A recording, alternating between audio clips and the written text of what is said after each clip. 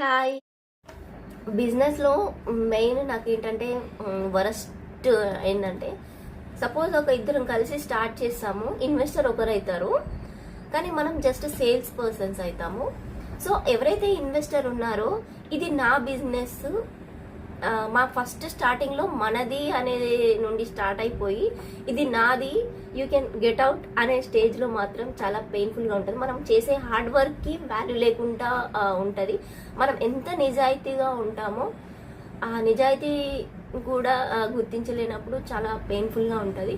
So investor మనమే అవ్వాలి and మనదే ఓన్ బిజినెస్ అవ్వాలి అనుకున్నప్పుడు మాత్రం మనం చాలా తక్కువ ఇన్వెస్ట్మెంట్, ఎవరైనా సరే బిజినెస్ చేస్తున్నామంటే చాలా తక్కువ ఇన్వెస్ట్మెంట్తోని స్టార్ట్ చేసుకొని ఒక చిన్నగా మనం ఒక్కొక్క స్టెప్ ముందుకు వెళ్తే బెటర్ అని నా ఉద్దేశం.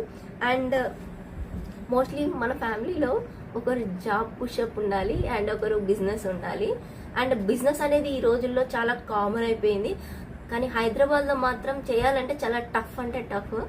అండ్ మనం బిజినెస్ చేయాలంటే అందరూ రొటీన్గా సోషల్ మీడియాలో చూపించినంత ఈజీ అయితే కాదు. మీలో ఎవరైనా బిజినెస్ చేయాలి అనుకుంటే వాళ్ళొక బిజినెస్ చూపించారు, వీళ్ళొక బిజినెస్ సూపర్ వావ్ వావ్ అంటారు. సో వాళ్ళు చూపించింది కనుక నువ్వు అట్రాక్ట్ అయిపోయి నువ్వు స్టార్ట్ చేసావంటే గోవిందా అవుతావు.